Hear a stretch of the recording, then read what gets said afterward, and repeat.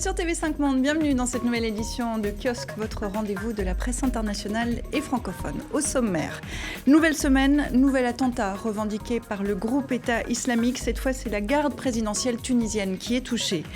En France, la phase de deuil collectif s'est achevée avec l'hommage national aux 130 victimes des attentats de Paris. Restent les questions, elles sont nombreuses encore, après ces attaques, mais aussi après l'alerte sécuritaire sur Bruxelles. Comment les terroristes ont-ils pu circuler librement? La collaboration est-elle insuffisante entre la France et la Belgique?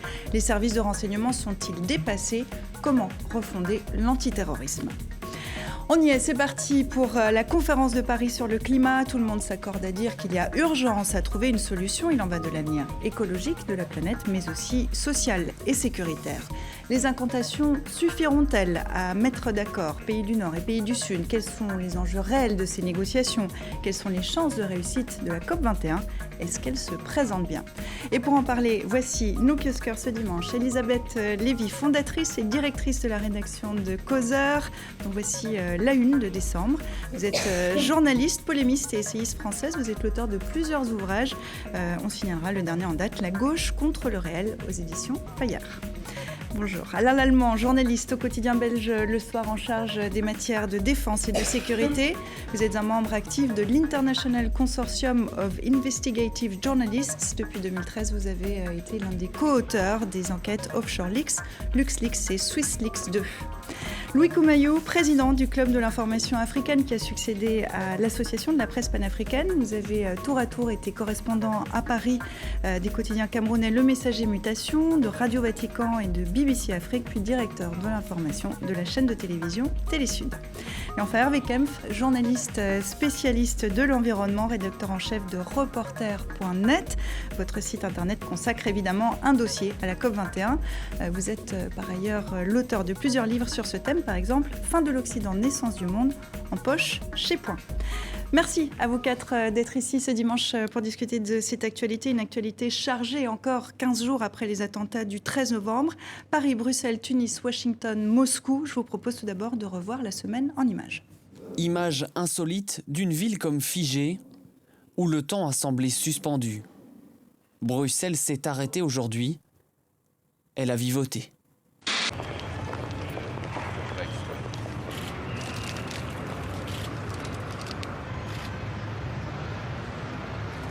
C'est dans cette rue de Montrouge qu'une ceinture d'explosifs a été retrouvée, semblable à celle utilisée par les kamikazes des attentats de Paris. Selon les enquêteurs, cette ceinture pourrait être celle portée par Salah Abdeslam le soir des attentats. À 17h mardi, l'attaque a complètement soufflé. Un bus de la garde présidentielle à quelques centaines de mètres seulement du ministère de l'Intérieur. 12 militaires ont été tués. Dans la soirée, le président Essebsi est apparu à la télévision. Il a annoncé le rétablissement de l'état d'urgence ainsi qu'un couvre-feu dans le Grand Tunis.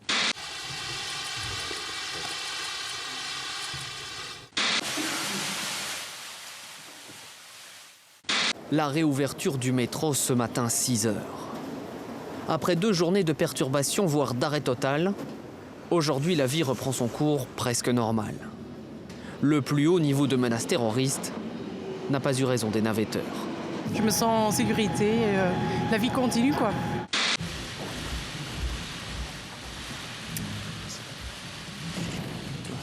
Abdelhamid Abaoud, l'organisateur présumé, les 2 frères Abdeslam, ainsi que Mohamed Abrini, l'homme filmé avec Salah Abdeslam au volant de la Clio noire. Dès juin 2015, il figure sur une liste de 85 noms transmise par les autorités fédérales à la mairie de Molenbeek. Vendredi 13 novembre, ce jour que nous n'oublierons jamais. La France a été frappée lâchement. Dans un acte de guerre organisé de loin et froidement exécuté, une horde d'assassins a tué 130 des nôtres et en a blessé des centaines, au nom d'une cause folle et d'un Dieu trahi. Quand on n'a que l'amour pour unique raison, pour unique chanson et unique secours. Voilà donc donc pour terminer le tour d'horizon de cette semaine, l'hommage aux invalides, aux 130 victimes des attentats, en présence des proches, en présence aussi de certains blessés. Est-ce qu'on peut dire que la phase de deuil collectif est terminée et que maintenant on entre dans une autre phase, Louis ? Ce qui est certain, c'est que la vie doit continuer. Là, on a été secoué. C'est des choses qu'on voyait à la télévision, auxquelles on était habitué par les journaux télévisés. Ça rentre dans les foyers maintenant. Et il faut commencer à faire avec. Mais faire avec ne signifie pas qu'on se retrouve dans une phase de peur, de psychose et qu'on arrête de vivre. Justement, il faut continuer de vivre. Et la meilleure réponse que l'on doit donner à cela, c'est continuer de vivre, c'est continuer d'agir et éviter surtout de se diviser sur les thèmes, comme on l'a vu éviter de partir sur des thèmes de division qui sont ceux de dire on indexe tel, parce qu'aujourd'hui, l'ennemi n'est plus aussi distant qu'on le pensait. Il fait partie de la maison. Ce sont des Français, souvent, c'est des Belges, c'est des personnes qui ont plusieurs nationalités, mais qui sont également des citoyens français. Donc la fermeture des frontières ne résoudra pas forcément le problème. C'est des points qu'on va aborder. Je vous donne naturellement la parole, puisque vous avez réagi, Elisabeth Lévy. Non, mais ça dépend évidemment de ce qu'on appelle par se diviser. Moi, je plaide pour le désaccord intelligent, pour les engueulades civilisées. Je crois que c'est le cœur de notre civilisation. Alors le refus du débat, si vous voulez, et la dénonciation permanente de gens qui ne sont pas d'accord ou qui veulent débattre ou qui veulent discuter, notamment, on va y venir je suppose, de la place et de l'intégration et de l'expression, des expressions de l'islam dans nos sociétés. Si vous voulez, ce débat a été interdit en quelque sorte depuis des mois, et en particulier depuis les attentats de Charlie. Je crois que vous avez demandé si la phase de deuil était terminée. Bien entendu, je crois que le deuil reprend maintenant reprend maintenant sa place dans les sphères privées, et c'est tout à fait normal. Et cette phase-là, évidemment, je crois qu'il faut le dire, elle commence simplement pour les familles et les proches des victimes. Je crois que dès le début, très vite, en tous les cas, moi je l'ai ressenti, je suis allée me promener comme beaucoup de gens dans Paris le 14, le 15 novembre, les jours qui ont suivi, et dès le début, il y avait à la fois... C'est vrai, quand on a peur ou quand on est attaqué, si vous voulez, ils refont de nous un peuple en quelque sorte. Et donc, il y a un désir d'unité, il y a un désir de tricolore, on pourra peut-être en dire un mot, qui est peut-être à la fin des fins récupéré quand on nous demande de faire des selfies, si vous voulez, là vraiment c'est Festivus qui se mêle, qui tout d'un coup débarque au milieu de cette affaire. Mais il y a aussi un désir de demander des comptes, de demander des explications et surtout de dire, ça fait des années, que ceux qui, en quelque sorte, donnent l'alerte, que ceux qui se bagarrent sur le front de la laïcité, que ce soit, excusez-moi, en Belgique ou en France, que ceux qui dénoncent les atteintes à la laïcité permanentes, graves, durables, structurelles, se font traiter de salauds, de racistes, d'islamophobes, de suppôts du Front National. Je crois que maintenant, cette phase aussi est terminée. Il faut que nous puissions maintenant, dans nos pays, avoir un débat où on s'écoute et où on ne s'invective pas. Voilà. Ça vous paraît possible ? Oui, je vous laisse réagir. Mais je ne vous fais pas de procès d'intention. Je ne veux pas dire que c'est ce que vous vouliez faire, d'ailleurs. Ce que je veux dire, c'est que jusqu'à présent, il était facile de dire qu'on est en face d'islamistes, qu'on est en face d'une menace extérieure. La menace n'est plus extérieure, elle est interne aujourd'hui.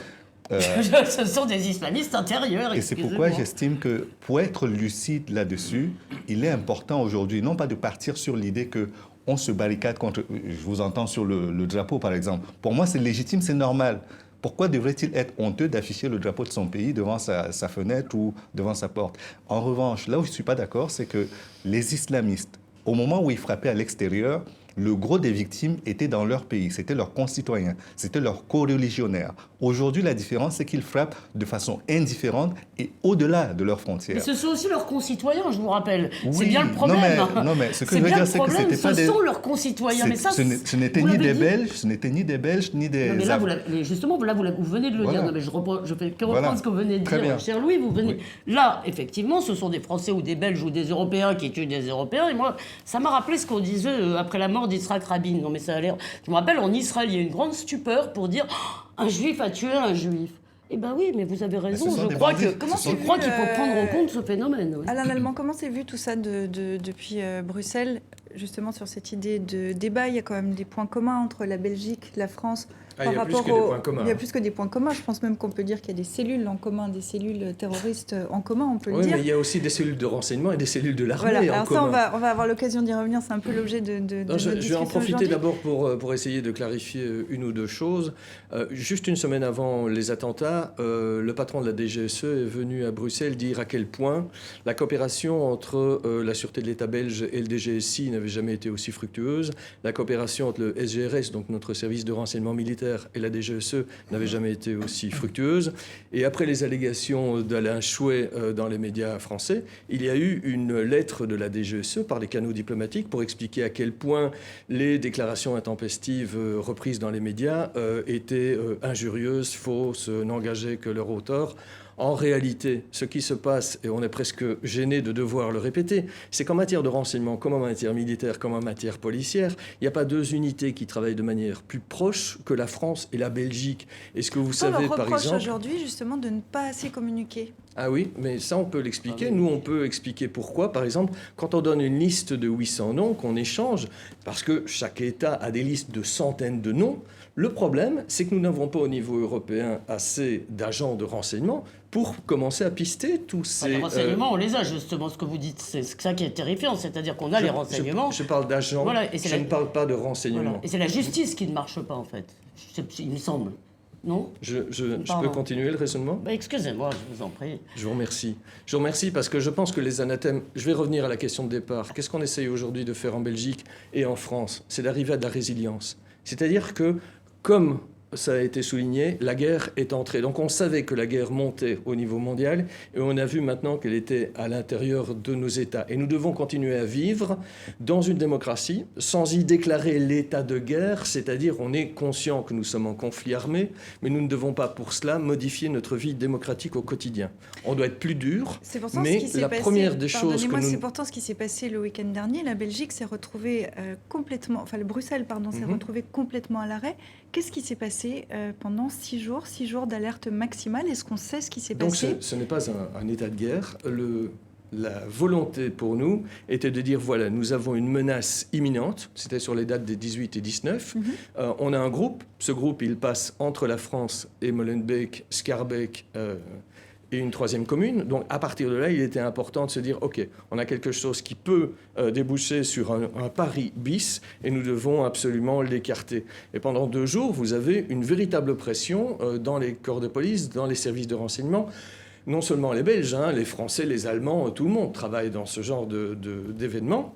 Et on essaye donc d'arriver à passer le cap d'une menace que l'on peut peut-être désamorcer ou se rendre compte que cette menace n'était pas fondée. Est-ce que ça veut dire qu'on a évité des attentats à Bruxelles le week-end dernier? Est-ce qu'on peut dire ça? Non, on ne peut pas dire ça. Donc ça a été démenti aussi. Ce qu'on a fait, c'est dimanche, un grand coup de pied dans la fourmilière en espérant qu'il y aurait une gaffe qui serait commise en téléphonie, comme ça a été le cas donc le jour des attentats. Lorsque vous avez un type qui se fait exploser, qui avant de se faire exploser jette son GSM sans l'effacer dans une poubelle publique, ce type est en train de commettre une erreur qui pour nous est une mine d'or. Donc, on essaye d'avoir la même chose. On va entendre le juge Trévidic qui dit à peu près la même chose que vous. On va l'entendre dans un instant. Je vous laisse terminer. Voilà. Et donc, qu'est-ce qu'on fait pour l'instant? On essaye de convaincre. On essaye d'abord de faire comprendre à nos opinions publiques ce qui pourrait se passer. Et on essaye aussi d'essayer de voir où ont été les problèmes de communication. C'est pas simplement faire bouger le renseignement. C'est aussi faire bouger du renseignement qui a déjà été traité, qui soit significatif. Moi, ce que je pense pouvoir reprocher à mon pays, ce n'est pas de ne pas avoir communiqué sur les frères Abdeslam. Je suis quasi certain que ça a été fait. Le problème, c'est que quand vous avez une liste de 800 noms et que ces 2 noms-là, vous ne les faites pas ressortir, c'est comme si vous les noyiez au niveau de la masse. Quel est le problème? Parce que vous nous dites qu'il y a cette masse d'informations, on ne sait pas la traiter avec elle. Vous pensez que c'est... Il y a la discussion peut prendre 2 chemins différents. Soit on analyse la façon dont, dans les différents pays, et particulièrement en Europe, les services de renseignement et de police ont travaillé ensemble. Manifestement, ça a mal travaillé ensemble, puisque après l'alerte, c'était plus qu'une alerte, après ce qui s'est passé il y a 1 an avec les attentats de Charlie Hebdo en janvier 2014, on aurait pu penser que les services auraient trouvé les moyens de communiquer, de travailler ensemble, etc. Donc il y a 2 choses qu'on peut dire déjà à ce niveau-là. C'est que d'une part, on a accumulé en France, je ne sais pas ce qu'il en est en Belgique, mais des lois antiterroristes, etc., qui sont attentatoires aux libertés publiques. Mais le résultat de ce qui s'est passé le 13 novembre montre l'impéritie des services de renseignement français. Premier point sur les renseignements. Deuxième point, ça pose la question de l'Europe. Après tout, il faut se poser la question de l'Europe. Et là, en la matière, on a à se dire qu'il vaudrait mieux travailler ensemble entre Européens. Ce qui apparaît dans cette affaire, c'est que les services de renseignement sont capables de se disputer à l'intérieur d'un même pays et en plus ne sont pas capables de travailler ensemble avec les Allemands, les Belges, les Italiens. Et puis, la deuxième chemin que pourrait prendre notre discussion, c'est de reprendre un peu d'air sur cette affaire et se demander pourquoi tout ça s'est passé. Moi, je suis quand même très surpris qu'on ne rappelle pas après tout que la France est en guerre. Et la France a déclaré la guerre. Vous faites référence au Mali, par exemple ? Je fais référence au fait qu'il y a eu un vote il y a à peu près 1 an et la France s'est déclarée en guerre, etc. Et donc, quand on est en guerre, il faut assumer le fait que les gens en face sont des adversaires. Des adversaires. Je ne parle pas de Mera, je parle de ce qui se passe depuis 1 an.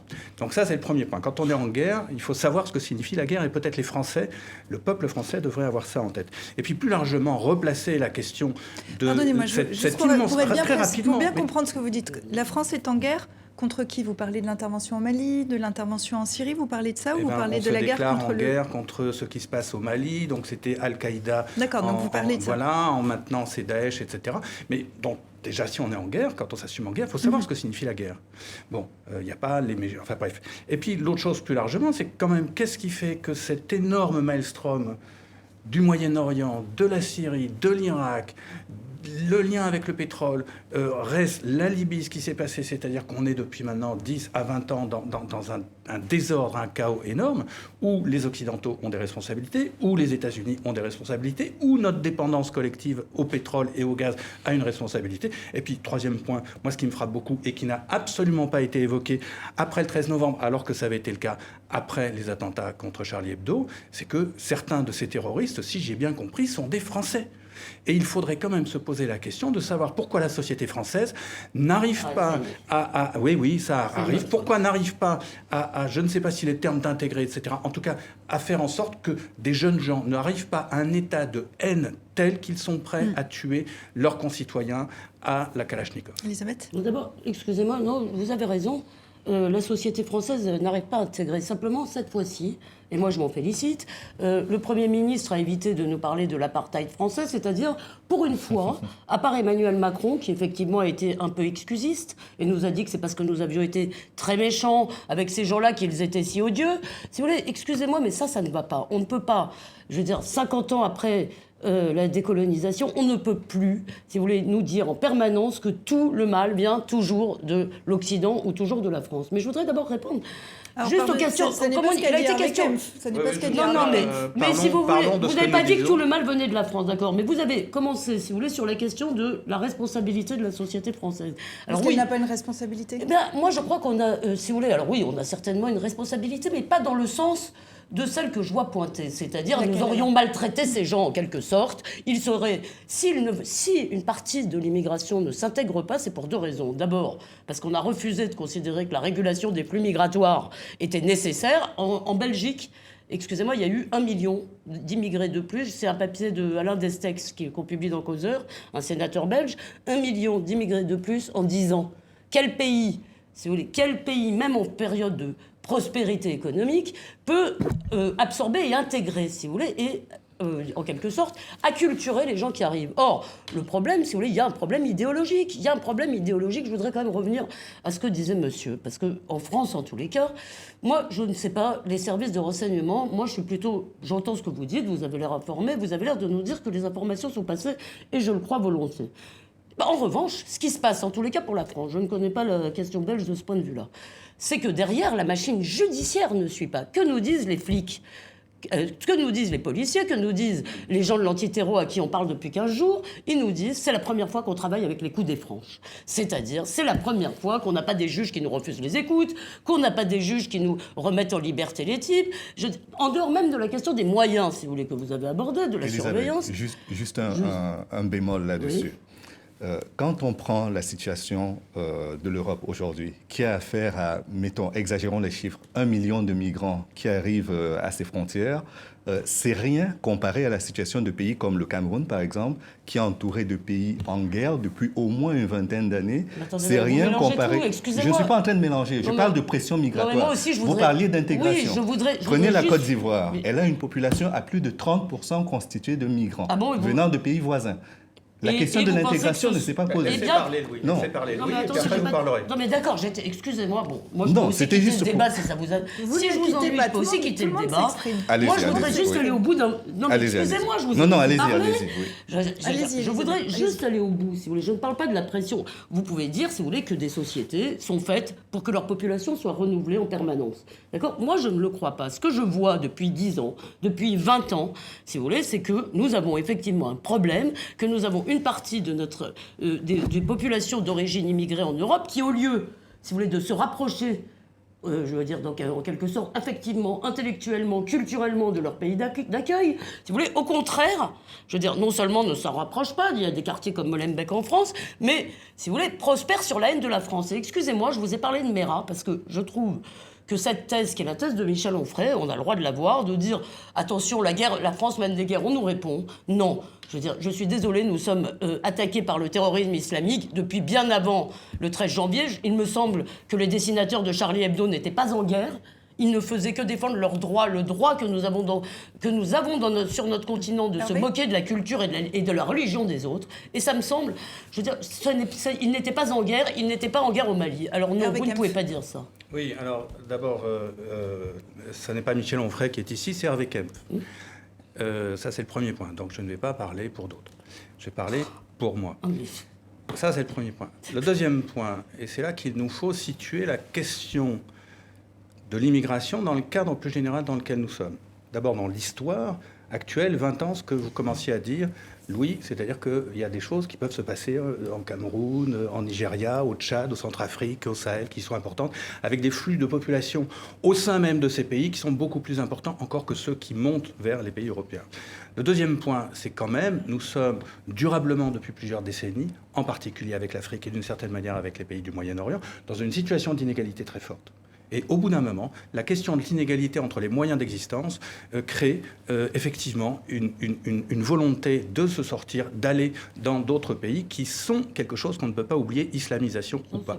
Et puis le troisième facteur, et il faut intégrer ce que je viens de dire dans le cadre plus général qui est en train de se passer aussi, qui est le changement climatique, et qui est le fait que, eh bien, de plus en plus, il y a des tensions en termes de sécheresse, en termes d'inondation, par exemple. Tout ce qui se passe autour du lac Tchad est tout à fait, j'oserais dire passionnant, mais surtout très douloureux pour les gens qui y vivent. C'est-à-dire que l'assèchement du lac Tchad depuis 3 décennies fait que tout l'écosystème et donc tout le milieu économique, la façon dont vivent, je ne sais pas combien, il y a dizaines de millions de personnes qui vivent autour de ce lac, par exemple, eh bien, sont en déstabilisation. Et donc, il faut s'entendre ça. Et dernier point, je redis, et là, il y a une responsabilité de la société française, de l'incapacité à accepter ces jeunes Français, qu'on le veuille ou non, que leurs parents étaient d'Afrique ou de Syrie ou d'Algérie.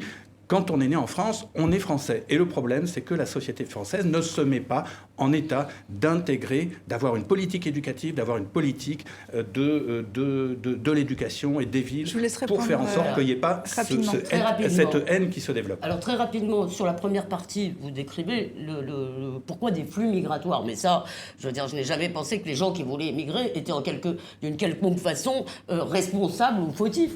Non, ils ont raison individuellement et moralement de vouloir émigrer. Je dis simplement que nos sociétés ne sont pas en mesure aujourd'hui, je veux dire, de les accueillir. Pourquoi ? Parce que moi, je ne crois pas au multiculturalisme, c'est-à-dire je crois parfaitement à la coexistence de gens venus de tas de cultures différentes. Mais qu'est-ce qui s'est passé ? C'est qu'en France, nous avions ce que j'appelais bêtement peut-être la machine à fabriquer des Français. On mettait les gens à l'école, au service, etc. Et puis, au bout de quelques années, il leur sortait des gens qui gardaient, comme les Juifs, comme l'ont fait mes arrière-grands-parents, ou, je veux dire, qui gardaient en privé ou qui gardaient dans leur vie un certain nombre de différences, mais qui s'acclimataient à notre mode de vie, par exemple. Je veux dire, quand je vois effectivement des petites filles voilées comme ça à 8 ans, si vous voulez, excusez-moi, je n'ai pas l'impression que nous avons réussi à acclimater ces gens à notre mode de vie. Et ça, malgré des efforts... Quand vous dites ces gens, vous parlez, pardonnez-moi, vous parlez français aussi. Bien sûr, je parle, mais je dis que depuis le début que nous avons un problème.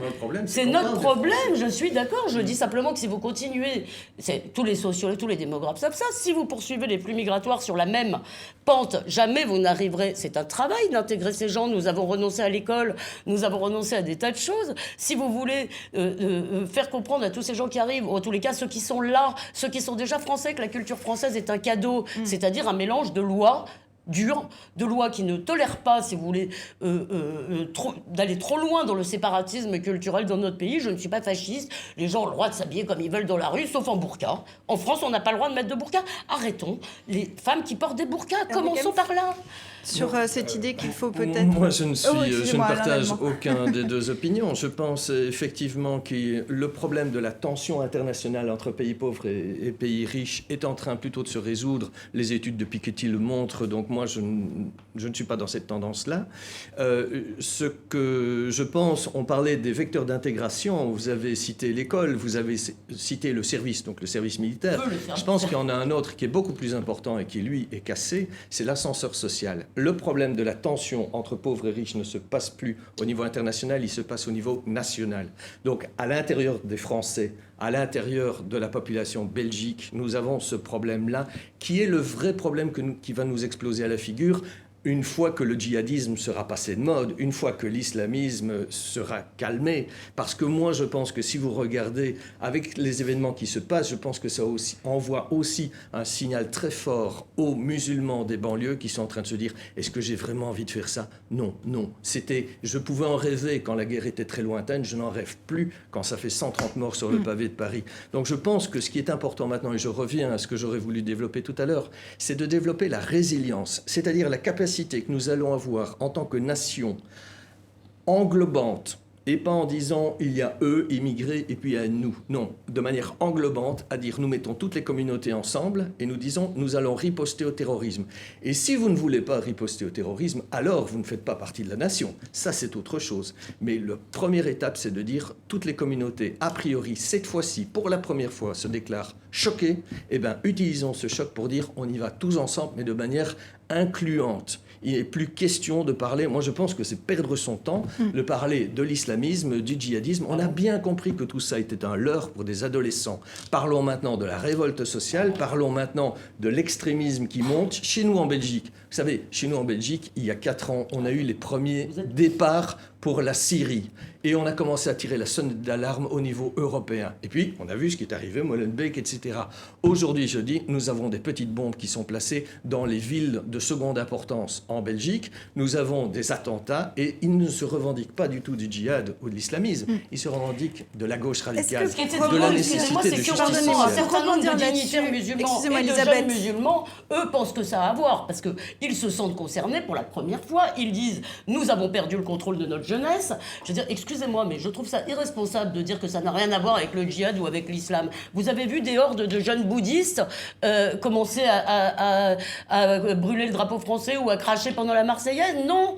Je veux dire, ça, et à l'évidence, nous avons un problème en évidence, si vous voulez, d'intégration d'une partie de certaines expressions de l'islam. Tant que nous ne le dirons pas, nous n'y arriverons pas. Mais quand vous avez en Norvège un Norvégien qu'on ne peut pas accuser d'être musulman ou d'être bouddhiste, qui prend son âme et qui descend plus de 100 personnes pendant un meeting politique, c'est pas le problème de l'islam. Donc, le fait qu'il y ait eu en Norvège Breivik fait que Beyrouth, c'est pas le problème de l'islam.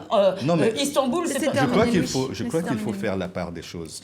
La question de l'ascenseur social, elle est nécessaire.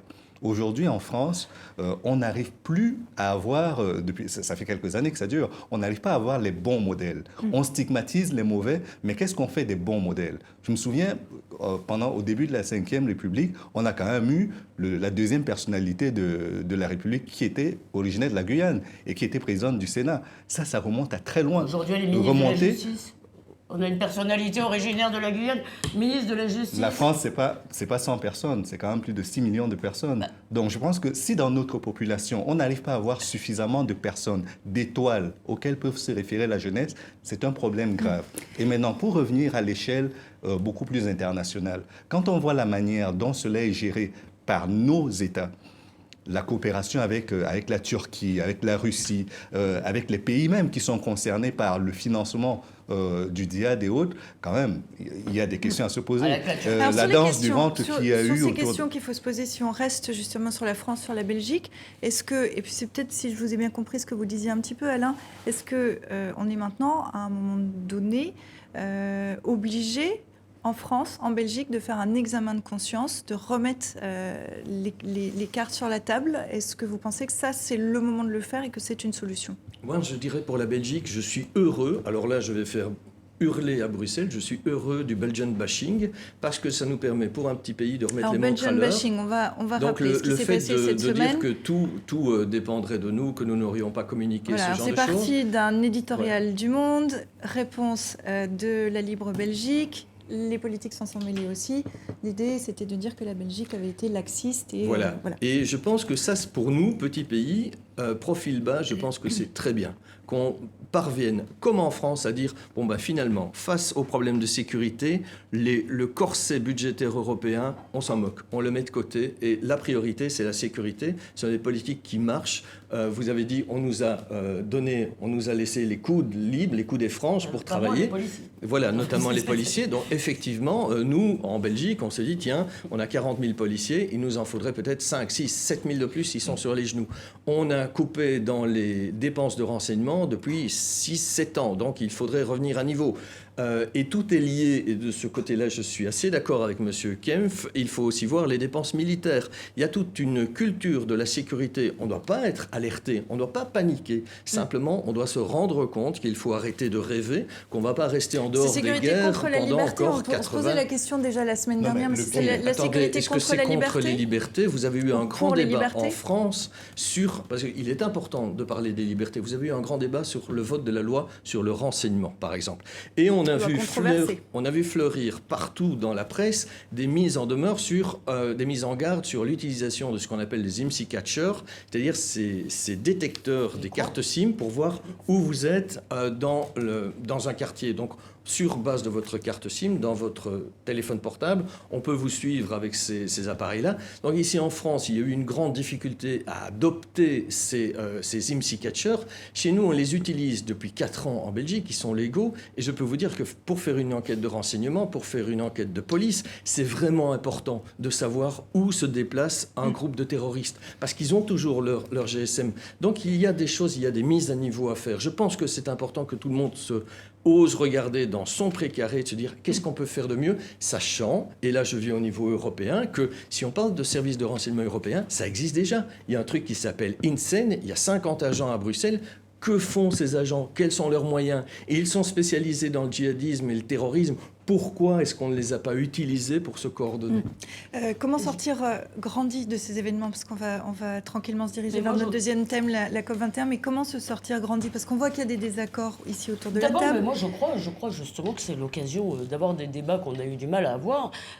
Quand même, encore une fois, si vous voulez, il y a certainement la question de la guerre extérieure qui doit être posée. Moi, j'ai quand même le sentiment qu'il y a un tropisme très néoconservateur dans le fait de dire tout le temps que nous sommes responsables de tout. C'est-à-dire les Américains. Vous croyez que l'Irak, si les Américains n'avaient pas fait cette intervention, si les Américains n'avaient pas fait cette intervention, par ailleurs très malheureuse, vous pensez quoi? Que l'Irak sera un jardin de roses démocratique? C'est-à-dire, et que quand il n'y aura pas Daesh, quand on aura eu Daesh, vous croyez que ce marigot de djihadistes va s'assécher? La seule façon que nous avons, nous, de nous en sortir, c'est d'assécher la demande ici. C'est-à-dire de poser réellement la question de l'intégration. Je veux dire, pour ça, je persiste qu'une régulation très stricte des flux migratoires, au moins provisoire, est nécessaire. Je pense que sur l'école, sur la laïcité, je veux dire, et je crois qu'en Belgique, c'est un peu la même chose. Moi, j'ai fait des reportages, j'ai l'impression que la Belgique, la gauche belge, est en avance sur la nôtre dans l'abandon. Si vous voulez, la gauche belge, dans sa peur d'être traitée de raciste, etc., si vous voulez, quand même, il y a eu des abandons totaux de l'État belge. Monsieur l'Allemand, vous pouvez pas le... Pas de l'État, mais des collectivités, peut-être, encore plus que nos mairies, non? Il me semble. Donc voilà, défendons... Je finis. Rapidement, voilà. s'il vous plaît. Défendons ce que nous sommes. Et ce que nous sommes, c'est le droit de s'engueuler, au fait aussi, de ne pas être d'accord, mais librement. Et je crois quand même qu'aujourd'hui, les gens ont le sentiment que leurs libertés sont plus assurées, peut-être en pénalisant un tout petit peu celle de tout ce terreau, si vous voulez, qui entoure le djihadisme dans nos pays, que, si vous voulez, par quelques écoutes, honnêtement. Je vous laisse réagir à ça. Oui, moi je crois qu'il est important, et les citoyens le comprennent très bien, de pouvoir céder une partie de nos libertés au nom de cette lutte-là contre la violence et le terrorisme. Mais de l'autre côté, l'État aussi doit être exemplaire. C'est-à-dire que si d'un côté, nous sommes clients de Daesh et que nous favorisons, par exemple, nous sommes contents d'acheter le pétrole bon prix parce qu'il vient de là et qu'il passe par la Turquie... Vous voulez dire nous les Turcs ? Les Turcs en sont les principaux bénéficiaires, mais ils ne sont pas les seuls. Ils sont le pipe par lequel, ils sont le tuyau par lequel ça sort. Mais je pense qu'au niveau des Occidentaux, au-delà de se féliciter du fait que le prix du pétrole a baissé, on devrait aussi s'intéresser au fait que si on n'achetait pas ce pétrole, peut-être qu'on n'enrichirait pas Daesh et peut-être qu'il n'aurait pas des leviers d'action aussi importants qu'aujourd'hui. Sur ce thème, Hervé Kempf, comment sortir grandi de tous ces événements? C'était ma question et ça sera le mot de la fin pour vous sur ce thème et ensuite on grandi, passera à la je ne sais COP21. pas, mais en tout cas plus lucide, parce que c'est ça qui est... Et on n'était pas en désaccord, on pourrait revenir sur la question de l'évolution des inégalités, parce que... Mais l'important, vous avez cité Thomas Piketty, on va peut-être repréciser de quoi il s'agit, parce que c'est le cœur, en fait, à mon sens, du problème, beaucoup plus que la question de l'islam. La question, c'est qu'il y a eu, et Thomas, vous avez le droit de penser tout ce que vous voulez, et là, j'ai le droit d'expliquer, de proposer une thèse. Thomas Piketty et d'autres, Emmanuel Saez, etc., ont fait un travail de montrer qu'il y a eu une rupture dans les pays occidentaux, dans les redistributions de recherche et dans la répartition des richesses. En gros, durant les 30 Glorieuses, qu'on appelait en France les 30 Glorieuses, jusqu'aux années 70, les niveaux de richesse étaient à peu près stables. Il y avait de l'inégalité, mais cette inégalité était stable et il y avait une capacité redistributive de l'État de faire de l'éducation, de la santé, etc., très importante. Qu'est-ce qui s'est passé à partir de 1980 ? Et Thomas Piketty l'explique très bien, il y a eu une poussée des inégalités dans tous les pays occidentaux, dont la France, dont la Belgique, dont l'Italie, etc. Et ce qui fait que vous avez une partie de la population qui concentre énormément de pouvoir financier, économique, et donc aussi des pouvoirs médiatiques, ce qui fait qu'un certain nombre de choses ne peuvent pas être dites clairement sur beaucoup de médias, et que par ailleurs, il y a une politique néolibérale qui conduit effectivement à moins travailler sur la santé, à moins travailler sur l'éducation, à moins travailler sur les questions d'intégration, et ce qui fait qu'un certain nombre de gens se sentent en total abandon, se sentent en déshérence, et parfois, après, vont vers des mauvaises solutions, et là, je serai d'accord avec vous, Madame Lévy. Mais c'est comme ça qu'il faut analyser les choses. Et donc, la question de l'inégalité, elle est cruciale. Donc, comment est-ce qu'on pourrait se sortir grandi en étant plus lucide et en se posant les bonnes questions. La bonne question à se poser, c'est nous n'avons pas forcément besoin de plus de policiers et certainement pas besoin de faire reculer ce qui caractérise la grandeur de la culture occidentale en ce moment, qui est justement le contrôle de la justice sur la police pour éviter l'arbitraire, et que par ailleurs, nous travaillons sur les questions d'inégalité, qu'on les pose vraiment plutôt que de chercher d'autres boucs émissaires ailleurs. Merci à vous quatre. On va continuer à parler de ce que votre site a qualifié d'autres états d'urgence. L'état d'urgence en France, il y a l'état d'urgence climatique. La COP21 démarre demain lundi et la conférence de Paris fait face à de nombreux défis, à de nombreuses contradictions aussi, y compris dans l'organisation de l'événement. Les pollueurs sponsors, c'est le reportage de Mylène Gérardot. 196 délégations, 147 chefs d'État, 40 000 personnes attendues, une ville dans la ville, avec un cahier des charges très strict fixé par les Nations Unies. Son coût, 187 millions d'euros, et la facture est réglée par la France, le pays hôte. En pleine crise économique, pas question pour l'État de régler seul la facture. Au printemps, le chef de la diplomatie française annonce le recours au mécénat. Mais c'est promis, les sponsors seront tous éco-compatibles. Le secrétariat général de la COP21 fait preuve de discernement dans le choix de ses mécènes. Il s'est abstenu de solliciter certaines entreprises dont le secteur d'activité ne correspondait pas à l'esprit de la conférence. En tout, une quarantaine de partenaires font des dons en nature ou en argent. Ainsi, Ikea fournit le mobilier, Orange le réseau Wi-Fi, EDF l'électricité, Engie une chaudière au biogaz flambant neuve. Mais certains de ces partenariats font hurler les militants écolos. Ils reprochent au gouvernement de permettre à des pollueurs de verdir leur image. Voir encore EDF, Engie, BNP Paribas, Air France, Suez sponsoriser la COP21 à hauteur de 20%, ce qui est quand même assez considérable, ça reste très préoccupant sur la possibilité de sortir de ce système où ce sont les lobbies de la multinationale qui font la loi. Et de commencer un inventaire à la Prévert, même quand l'État est actionnaire. D'un côté, Renault développe des véhicules électriques, de l'autre, la firme dépasse allègrement les émissions polluantes avec son dernier modèle diesel. Air France milite depuis des années contre une taxe sur les gaz à effet de serre émis par les avions. Engie et EDF essaiment les centrales à charbon dans le monde entier. À elles deux, ces entreprises émettent à l'étranger plus de 150 millions de tonnes de dioxyde de carbone, soit la moitié des rejets de la France.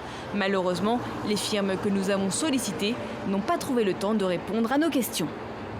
Alors, des pollueurs qui financent la conférence sur le climat, il y a de quoi s'interroger. Est-ce qu'il faut espérer quoi que ce soit de la COP21 ? Hervé Kempf. Écoutez, je suis toujours... comment dire ? Le fond, en fait, ce qui se passe dans ces conférences sur le climat est en soi extrêmement important. Parce que les Nations Unies, c'est extrêmement important. C'est un idéal, c'est imparfait, c'est compliqué, c'est lourd, c'est lent. Mais cet idéal des Nations Unies où tous les pays se retrouvent ensemble pour essayer de résoudre un problème commun, en soi, moi je trouve ça toujours très beau. Donc ça, c'est le premier point. Le deuxième point, c'est que on sort d'une période de blocage de la négociation climatique. Pourquoi c'est important ces négociations climatiques ? Parce que incontestablement, le climat est un problème planétaire. C'est-à-dire aucun pays ne peut espérer s'en sortir durablement. Donc soit nous échouons collectivement, et dans ce cas-là, la société mondiale ira dans des chaos qu'on a évoqués d'une certaine manière dans la première partie de l'émission, mais à la puissance 14, ou soit on arrive à aller vers une autre société où on arrive à avoir vous êtes une autre... optimiste, vous qui suivez très bien le dossier, vous êtes optimiste quant à la COP21. Quelles sont ses chances d'aboutir, mais d'aboutir à un vrai accord qui soit satisfaisant? Oui, mais je suis journaliste, donc je suis ni optimiste ni pessimiste. J'essaie de raconter les choses, d'analyser, et je ne vais pas vous dire ce qui va se passer dans 15 jours. Alors, rapidement, mais quel est votre sentiment par rapport au préaccord qui existe, par rapport à ce qui reste à faire? Il y a eu depuis l'échec de Copenhague un blocage depuis long, qu'on pourrait explorer, mais voilà. Et puis, depuis 2 ans, les choses se sont remises en branle. Pourquoi ? Parce que la question de la gravité du changement climatique a été confirmée de manière incontestable par le GIEC, le groupe intergouvernemental d'experts sur l'évolution du climat. Deuxième élément, les pays du Sud se rendent compte de plus en plus qu'ils subissent les effets du changement climatique qui commencent à être perceptibles. C'est-à-dire, commencent à comprendre que ce n'est pas seulement un problème des pays du Nord, même si les pays du Nord, on y reviendra, ont une responsabilité éminente, mais c'est un vrai problème planétaire.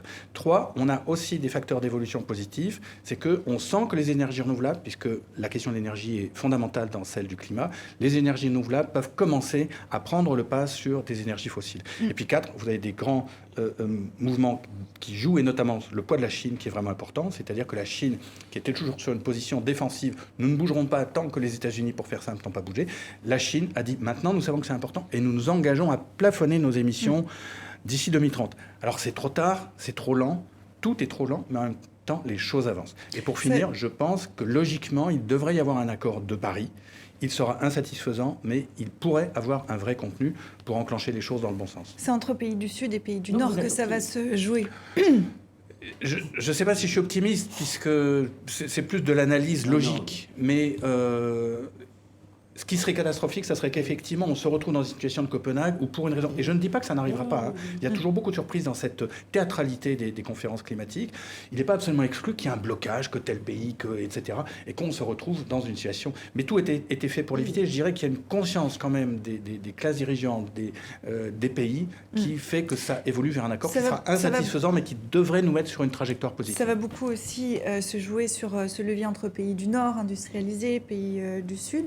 Quel rôle peut jouer le continent africain? Comment peut-il peser là-dessus? Puisque si ma mémoire est bonne, 6 des 10 pays les plus concernés par le réchauffement climatique sont en Afrique. Or, l'Afrique n'est pas un gros émetteur de gaz à effet de serre. Non, l'Afrique est plutôt en train de subir aujourd'hui les effets du réchauffement climatique. Et on ne peut pas dire qu'avec moins de 10% des émissions de gaz à effet de serre à une échelle continentale, l'Afrique soit un très gros pollueur. En revanche, il arrive que même les entreprises qui sont basées sur le continent africain, je ne vais pas les citer, mais quand vous prenez les exploitations, par exemple, pétrolières, ce sont des choses qui polluent énormément. Il faudrait, moi je crois, au-delà de tous les accords qui vont être trouvés, rester pragmatique. On avait parlé du principe de pollueur-payeur, avec cette idée de taxe carbone qui aurait permis de compenser en quelque sorte ce qui était fait. Le bassin du Congo est aujourd'hui le 2e poumon de la planète. Je ne crois pas que les pays du bassin du Congo tirent un grand profit de cela.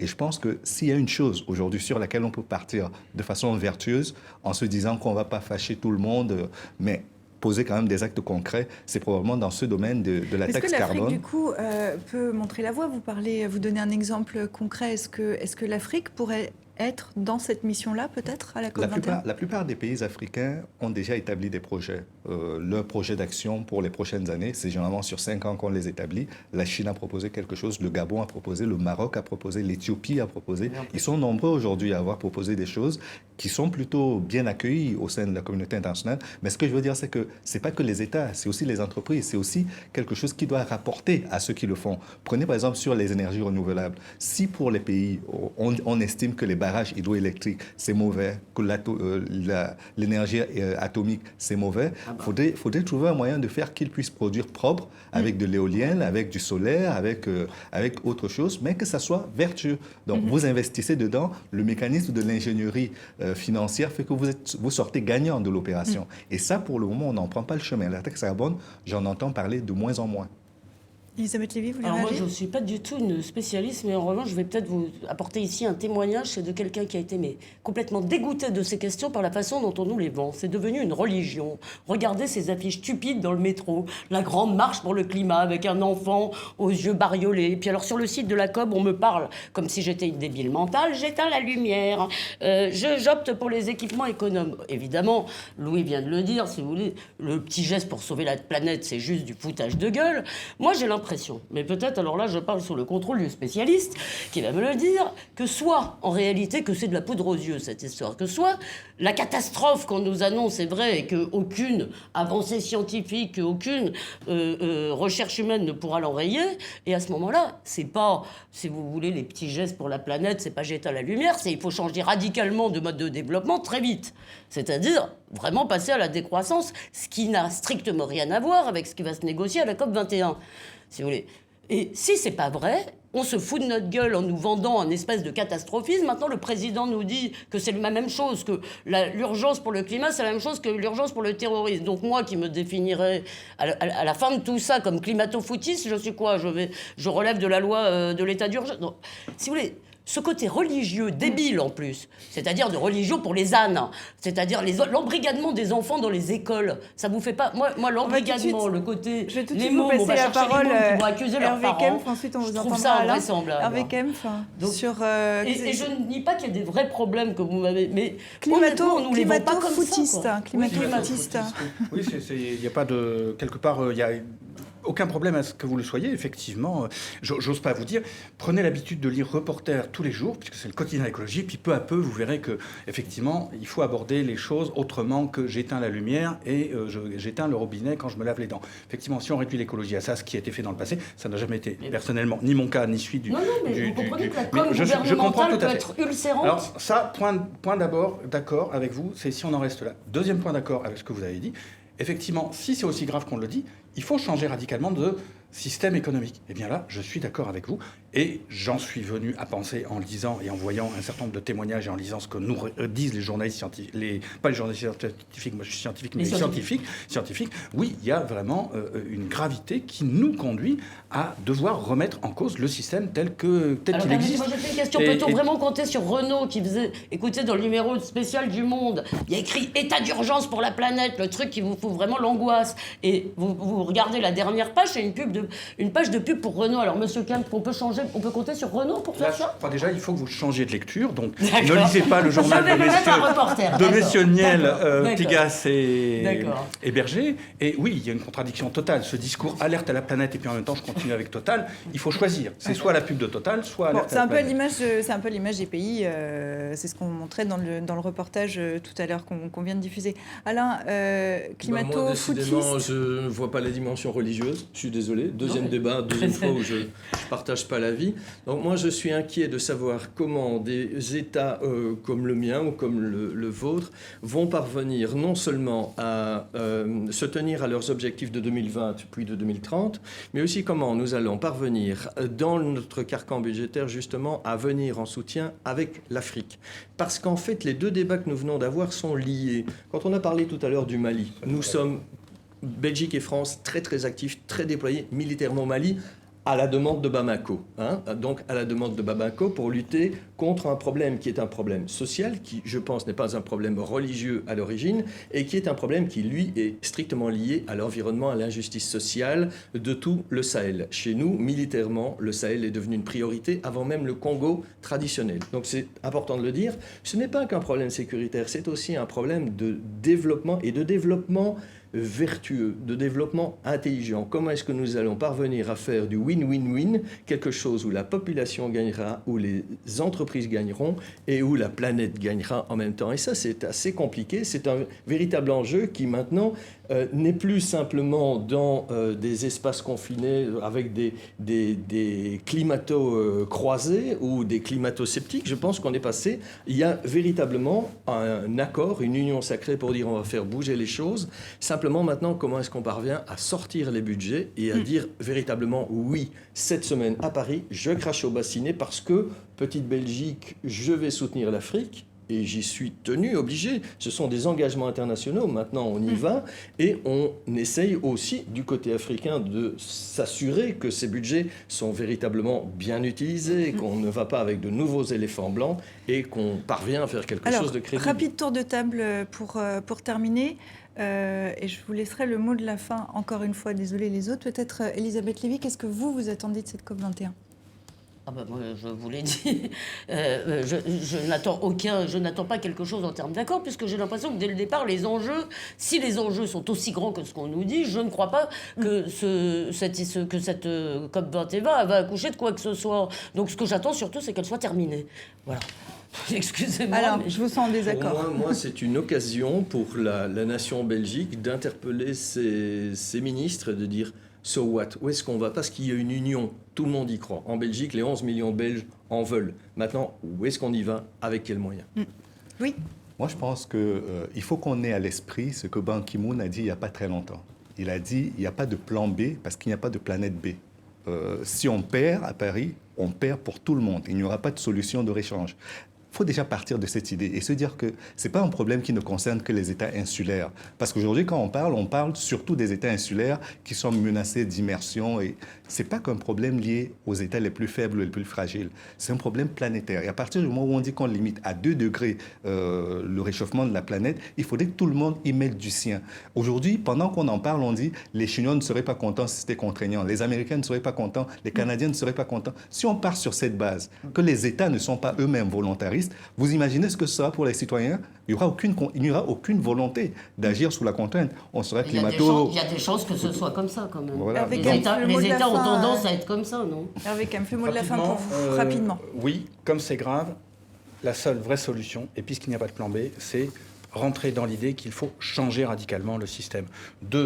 Avec tout le monde, mais peut-être pas toutes les entreprises, peut-être pas forcément les grandes entreprises comme l'a montré votre reportage ou comme l'a montré Total ou d'autres sociétés, il n'y a pas que les sociétés françaises, mais peut-être travailler plus avec les petites entreprises, avec des moyennes entreprises et en ayant l'idée qu'on peut faire beaucoup d'emplois dans la question de l'écologie. Et puis troisième chose, donc il y a de l'espoir dans cette affaire. Et troisième chose, c'est pas seulement les gouvernements, et oui vous avez raison, la COP21 va se finir, ça sera un pas, mais surtout il faut que les citoyens et la société civile puissent continuer et ça sera le boulot qu'on va continuer à faire en 2016 parce que ça ne va pas s'arrêter le 12 décembre. Voilà, et on poursuit cette émission comme chaque semaine avec Dilem qui fait une bonne synthèse de nos 2 thèmes de la semaine. Vous allez le voir, il les mélange les deux. Comme ici par exemple, un ours et un pingouin coincés sur un petit bout de banquise qui propose de trouver refuge chez Jawad. Jawad, c'est ce logeur présumé du cerveau présumé lui aussi des attentats de Paris qui était plutôt ridiculisé sur les réseaux sociaux. Comme ici aussi, de la fumée noire sortant d'un minaret. Ce n'est pas de la pollution, c'est juste un prêche incendiaire. Faire la guerre pour avoir la paix, c'est tout le dilemme qui se pose à François Hollande, le chef de guerre qui cherche à lutter contre le groupe extrémiste État islamique. Bouée de ceinture ou d'explosifs. On se pose la question, un dessin pour illustrer les amalgames et parce que 2 des terroristes de Paris se sont mêlés au flot de migrants pour entrer en Europe. Et puis enfin, pour terminer, le pape est en tournée en Afrique. Il est arrivé dans la capitale centrafricaine où il doit dire une messe. L'occasion de se remplir le ventre pour ces Africains touchés ou menacés de famine. On reconnaît bien là le coup de crayon acerbe de Dilemme. Merci Dilemme. Et merci à vous quatre d'être venus en plateau pour discuter de ces sujets d'actualité fort intéressants. On aurait pu continuer longtemps encore. En tout cas, je signale... Pendant qu'on était là, non, c'était un peu avant. En tout cas, le mot de la fin, c'est que oui, on peut s'engueuler librement sur le plateau de Kiosque. Merci à vous quatre et merci à vous qui nous regardez aux quatre coins de la planète. À dimanche prochain.